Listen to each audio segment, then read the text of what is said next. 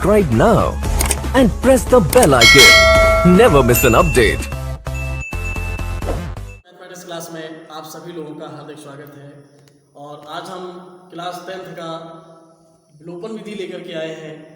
इससे पहले कि हमने आपको प्रतिस्थापन विधि के एक वीडियो शूट किया था और उससे हमने डाला है, आप लोगों ने उसको देखा होगा। और इस विलोपन विधि के बारे में आज हम आपको मेथड क्लियर कराएंगे, बड़ा ही आसान होता है। और प्रतिस्थापन विधि आपने देखा ही होगा। और थर्ड जो इसका है वो होता है वज्र गुणन विधि का। इस विधि को समझने के लिए आप लोग इस चैनल्स को आप सब्सक्राइब जरूर कर दें, जिससे कि हमारी जो तीसरी विधि आपकी है वो आप तक पहुंचेगी और जितने भी लेटेस्ट हमारे वीडियोस हैं वो आप तक पहुंचेंगे, जिससे कि आप अपना कॉन्सेप्ट क्लियर कराएंगे। तो देखिए, आज हम टाइम ज़्यादा वेस्ट ना करते हुए अपना कॉन्सेप्ट लेकर आए हैं विलोपन विधि। तो कैसे सॉल्व करते हैं इस विलोपन विधि को? सबसे पहले ये जो समीकरण दिए हुए हैं इसको हमने मान लिया समीकरण नंबर फर्स्ट। ये जो दिया हुआ है इसको हमने मान लिया समीकरण नंबर 2। तो जो फर्स्ट इक्वेशन है आपका वो लिखा हुआ है x + y = 5 और जो सेकेंड नंबर दिया हुआ है वो दिया है 2x - 3y = 4। विलोपन विधि में होता ये है कि किसी न किसी तरीके से या तो आपको x को कैंसिल करना है या फिर y कैंसिल करना है। इन दोनों में से कोई हमें एक कैंसिल करना ही होगा, या हम x कर लें या फिर y कर लें। तो यहाँ हम क्या करते हैं, और हर तरीके से क्वेश्चंस होते हैं। तो देखिए जरा, जैसे सपोज कर लीजिए अगर हमें यहाँ पे x और x कैंसिल करना है तो फिर ये दोनों एक जैसे होना चाहिए। अगर यहाँ पर 2x है तो यहाँ भी फिर 2x ही होना चाहिए।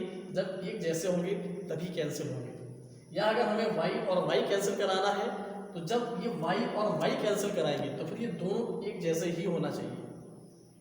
अब यहाँ पर एक जैसे तो नहीं है, यानी कि यहाँ पर x है और यहाँ पर 2x है, तो एक जैसा करना है। करेंगे कैसे? एक जैसा करने के लिए हम यहाँ पर राइट करेंगे समीकरण नंबर 1 में अगर हमें x को काटना है तो इस x का जो गुणांक है, जो कोफिशिएंट है वो 2 है, तो इसी 2 का ही मल्टीप्लाई समीकरण नंबर 1 में आप कर दें। अगर 2 का यहाँ पर मल्टीप्लाई करेंगे तो ये हो जाएगा 2x, और इसी 2 का यदि y से मल्टीप्लाई करेंगे तो ये हो जाएगा 2y, और 2 का अगर 5 से मल्टीप्लाई करेंगे तो 2 5 होता है 10। या अगर हमें y और y कैंसिल करना है, क्योंकि दोनों में से कोई आप ये कर सकते हो। अगर y और y कैंसिल करना है तो y का कोफिशिएंट यानी कि y का जो गुणांक है वो 3 दिया हुआ है, तो इस 3 का मल्टीप्लाई आप कर सकते हो, x में भी y में भी और इधर 5 में भी। तो यहाँ हम क्या कर रहे हैं कि हम x को कैंसिल करना बता रहे हैं कि x को अगर कैंसिल करना है तो 2 का ही मल्टीप्लाई करेंगे। समीकरण नंबर 1 में 2 से मल्टीप्लाई यानी कि गुणा कर देना।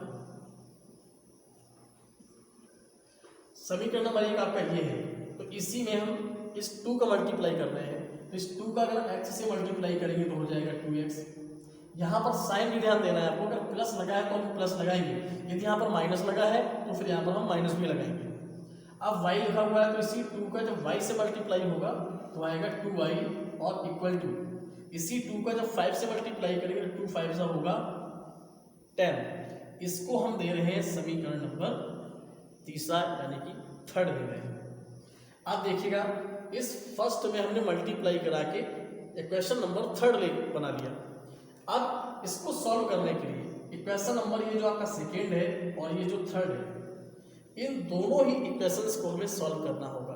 तो यहाँ पर राइट करेंगे समीकरण नंबर 2 और 3 को हल करने पर। तो दूसरा जो समीकरण दिया है वो दिया है 2x - 3y = 4, और जो थर्ड वाला दिया हुआ है वो है 2x + 2y = 10। इसको सॉल्व करना है। अब देखिए यहाँ पर 2x और ये 2x दोनों हमने सेम कर लिए क्योंकि हमें कैंसिल करना था। अब क्या करते हैं, कैंसिल कराने का मतलब ये होता है किसी तरीके से इनको विलुप्त कर देना है, क्योंकि विलोपन विधि है। तो यहाँ पर राइट करेंगे अब हम घटाने पर, क्योंकि अब हमें घटाना होगा राइट। 2x ये, अब इसके पहले जैसे 2x के पहले यहाँ पर कोई साइन नहीं लगा है, कोई चिन्ह नहीं लगा है, तो ऑलरेडी वो प्लस का ही होता है। और यहाँ 2x के पहले कोई साइन नहीं लगा है तो यहाँ भी प्लस बना रहेगा। और जब दोनों प्लस प्लस के हैं तो क्या कैंसिल हो सकते हैं? नहीं हो सकते हैं, यानी 2 और 2 फिर आपस में फिर ऐड हो जाते हैं, लेकिन हमें तो कैंसिल कराना है, इसलिए घटाने पर लिखा। तो घटाने पर क्या होता है, जो साइन होते हैं वो चेंज हो जाते हैं, यानी कि ये आपका ऑलरेडी प्लस का है और जब घटाने पर करेंगे तो ये प्लस का हो जाएगा माइनस में, यानी कि साइन यानी चिन्ह बदल जाता है। ये जो प्लस का है तो ये आपका माइनस का हो जाएगा। अब यहाँ पर जो 10 है, तो 10 के पहले अगर कोई साइन नहीं है तो वो तो ऑलरेडी पॉजिटिव है ही, प्लस का है। अब साइन चेंज करेंगे तो क्या हो जाएगा, माइनस का हो जाएगा। अब देखिए ये तो प्लस के 2x है और नीचे हो गए माइनस के 2x। अब 2x में से 2x या तो कैंसिल करो, या हम ये कह सकते हैं कि 2x में से 2x को अगर माइनस करते हैं 0 बचता है, यानी कि कुछ भी नहीं बचता है। अब ये दिया है माइनस की 3y और नीचे भी दिया हुआ है माइनस के 2y। अब इस प्लस से हमें कोई लेना देना नहीं है, इससे कोई मतलब नहीं रहा। ये माइनस की 3y है और ये माइनस की 2y है। तो जब कभी दो नंबर्स आपस में जब माइनस माइनस के ही होते हैं उनको हम ऐड कर सकते हैं, बट जो साइन होगा वो माइनस का ही लगता है। तो 3y और ये 2y क्या हो जाएगी, 5y हो जाएगी। फिर इक्वल टू लगा है, इक्वल टू भी राइट कर लेंगे। ये 4 जो है इसके पहले भी कोई साइन नहीं है, वो भी ऑलरेडी पॉजिटिव है, प्लस का है। ये प्लस के हो गए 4 और ये माइनस का हो गया 10, यानी कि 4 में से इस 10 को माइनस करना है। तो क्या 4 में 10 माइनस होते हैं? नहीं होते हैं। तब ऐसी कंडीशन में माइनस का हम साइन लगा देंगे और फिर 10 में से 4 को माइनस कराएंगे, कितना आ जाएगा, 6 आएगा। तो यहाँ से y इक्वल टू कितना होगा, क्योंकि हमें y की वैल्यू फाइंड करना है, तो y इक्वल टू आएगा माइनस के 6। और इस y का जो कॉफिशिएंट है, ये माइनस के 5 जो गुणांक है, ये आ जाएगा इसके अपॉन में, तो माइनस की 5। अब क्या होगा, इस माइनस से ये माइनस हो जाता है कैंसिल, तो y इक्वल टू आ गया 6/5। ये वैल्यू आपकी आ गई y की। इस y के साथ साथ हमें x की भी वैल्यू फाइंड करनी होती है। तो यही जो y की वैल्यू हमने फाइंड की है, जो ज्ञात किया है 6/5, इसको या तो समीकरण नंबर 1 पर रख लें, या आप चाहें तो समीकरण नंबर 2 में भी रख सकते हैं, या आप चाहें तो समीकरण नंबर 3 में भी रख सकते हैं। इस y की वैल्यू इन तीनों में से किसी एक आप समीकरण में रखेंगे, जिससे कि हमें x का भी मान ज्ञात हो जाएगा। तो देखिए जरा, x का मान ज्ञात करने के लिए ये y की जो वैल्यू दी गई है, इसको हम समीकरण नंबर 1 पर रखेंगे। तो यहाँ पर राइट करना होगा समीकरण नंबर 1 में y इक्वल टू, y की वैल्यू कितनी है, ये 6/5 आ गई। तो 6/5 रखने पर तो ये जो दिया था x plus y equal to 5, तो रख देते हैं x प्लस, और ये जो y दिया हुआ है तो y की वैल्यू आप रख दीजिएगा 6/5 और इक्वल टू में दिया हुआ है 5। जब x की वैल्यू फाइंड करना है तो ये जो वैल्यू होगी इसका हमें करना होगा पक्षांतर करना होगा। पक्षांतर करने पर चिन्ह आपके बदल जाते हैं। तो x इक्वल टू 5, ये जो प्लस का 6/5 है, इसको आप उस तरफ पक्षांतर कर देंगे तो माइनस का हो जाएगा 6/5। इसके बाद x इक्वल टू कितना आएगा। अब इसको या तो डायरेक्टली सॉल्व करो, यानी 5 का इस 5 से गुणा कर लेंगे तो 25 हो जाएंगे, और 25 में से हमें माइनस करना है इस 6 को, तो 25 में से अगर 6 माइनस कर देंगे कितना आ जाएगा आप जानते हैं। तो कुछ लोग अगर नहीं कर पाते हैं तो इसके नीचे आप क्या कर लो, 1 भी लगा सकते हो, और 1 लगाने के बाद एलसीएम लेके सॉल्व कर लीजिएगा। तो एलसीएम 1 और 5 का 5 आएगा, 1 का 5 में डिवाइड करेंगे तो 5 बार जाएगा, और इसी 5 का 5 से मल्टीप्लाई कर देंगे तो 25। इसके बाद माइनस 5 से 5 कैंसिल हो जाएगा, यानी 5 का 5 में डिवाइड करेंगे तो 1 बार जाएगा, उसी 1 का जब 6 से मल्टीप्लाई करेंगे तो 6 ही आएगा।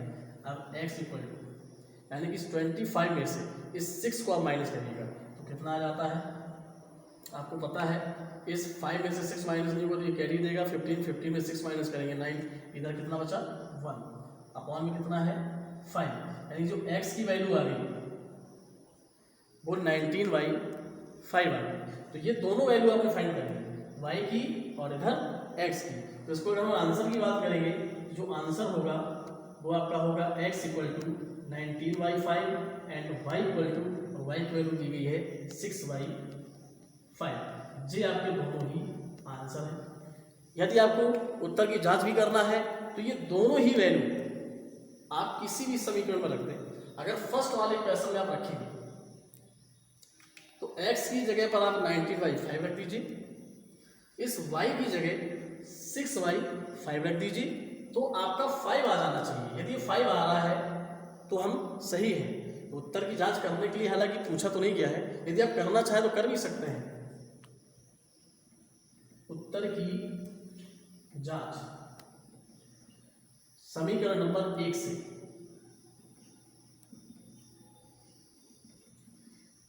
x + y = 5 अगर आ रहा है तो सही है। तो यहाँ पर लिखा हुआ है x + y। x की वैल्यू है 19/5 प्लस y की वैल्यू आई है 6/5। ऐड कर देंगे इस, क्योंकि हर समान है, हर समान होता है तो उनके अंशों को आपस में जोड़ दिया जाता है। 19 और 6 होते हैं 25 और अपॉन में भी 5 है। इस 5 का जब 25 में भाग देंगे कितना आ जाएगा 5, और यही 5 यहाँ पर दिया हुआ था। समझ में आ गया होगा। अगर समझ में आ गया हो तो इस चैनल को जो है आप सब्सक्राइब